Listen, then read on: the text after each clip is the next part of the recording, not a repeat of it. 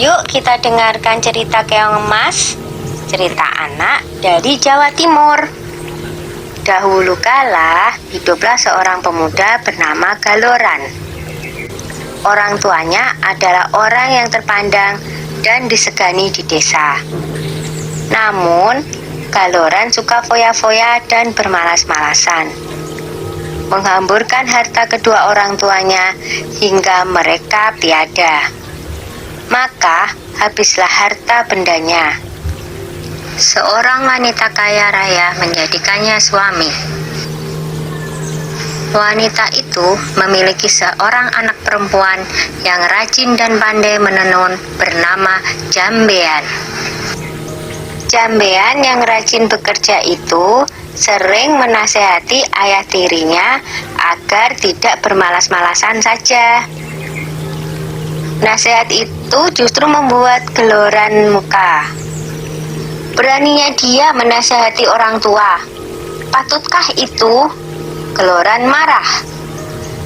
Ibu Jambean berusaha membela Jambean. Tetapi apa daya? Sekarang engkau harus memilih. Aku atau anakmu? Ancam Galoran. Hati Ibu Jambean sangat sedih mendengar perkataan Galoran. Dia menangis siang malam karena bingung. Suatu hari dia memanggil anaknya. Jambean anakku, kemarilah nak, serunya lirih. Jambean langsung menghampiri ibunya yang tengah bersedih. Mengapa emak bersedih saja? Tanyanya dengan iba. Maka diceritakanlah rencana Galoran yang berniat mengusir Jambean dari rumah. Dengan sedih, Jambean pun berkata, "Sudahlah mak, jangan bersedih, biar aku yang mengalah. Yang benar nanti akhirnya akan bahagia mak," kata Jambean meyakinkan ibunya. "Aku akan pergi melewati jalan ke Bandungan." Dengan sesak tangis sang ibu mengangguk. Di malam yang gelap dan hujan lebat itu, Jambean pergi meninggalkan rumah. Tak berapa lama kemudian, ibu Jambean yang tak kuasa menahan kesedihannya berusaha mencari, tapi tak bisa menemukannya. Ibu Jambean tak bisa menemukan anaknya karena secara ajaib Jambean telah berubah menjadi seekor siput, atau dalam bahasa Jawa, keong. Di desa Dadapan hiduplah dua bersaudara, bernama Nyai Sambega dan Nyai Sembagil. Mereka hidup miskin dan bekerja mengumpulkan kayu bakar dan daun talas. Suatu hari, keduanya pergi ke bendungan untuk mencari daun talas. Tiba-tiba mereka terpana melihat keong berwarna keemasan di atas batu. "Alangkah indahnya keong ini," seru Nyai Sambega. "Lihatlah, kulitnya indah berwarna keemasan. Aku ingin memeliharanya," katanya lagi. "Iya, sangat indah. Kita bawa pulang saja dia," saut Nyai Sembadil. Maka dipungutnyalah keong tersebut untuk dibawa pulang. Mereka meletakkannya di dalam tempayan tanah liat di dapur rumah. Semenjak itu, kehidupan mereka berubah. Terutama setiap pulang dari bekerja, di dapur selalu tersedia lauk dan rumah berubah menjadi rapi dan bersih. Nyai Sambega dan Nyai Sembadil merasa heran dengan keadaan itu. Mereka berencana untuk mencari tahu siapakah yang melakukan semua itu.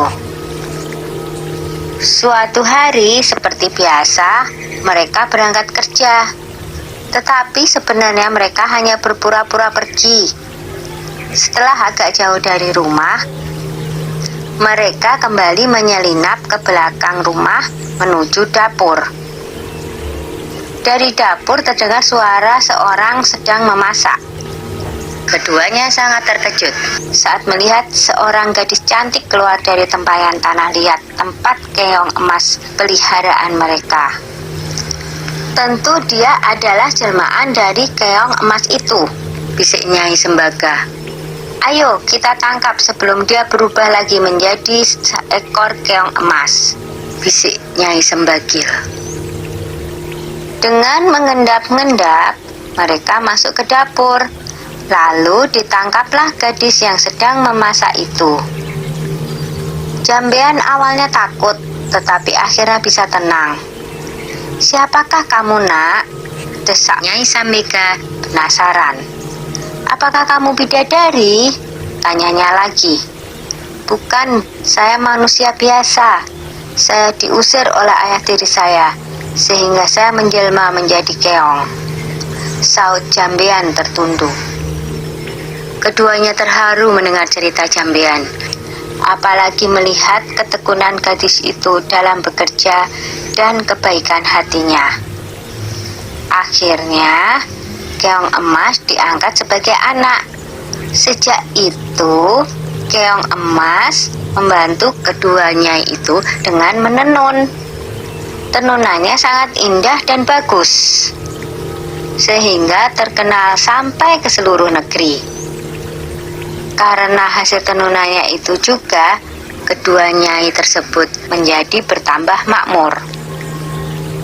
Tenunan Jambean yang indah itu terkenal sampai ke ibu kota kerajaan. Sang raja muda sangat tertarik dengan tenunan buatan Jambean, hingga raja memutuskan untuk melihat sendiri proses pembuatannya dan pergi meninggalkan kerajaan dengan menyamar sebagai saudagar kain.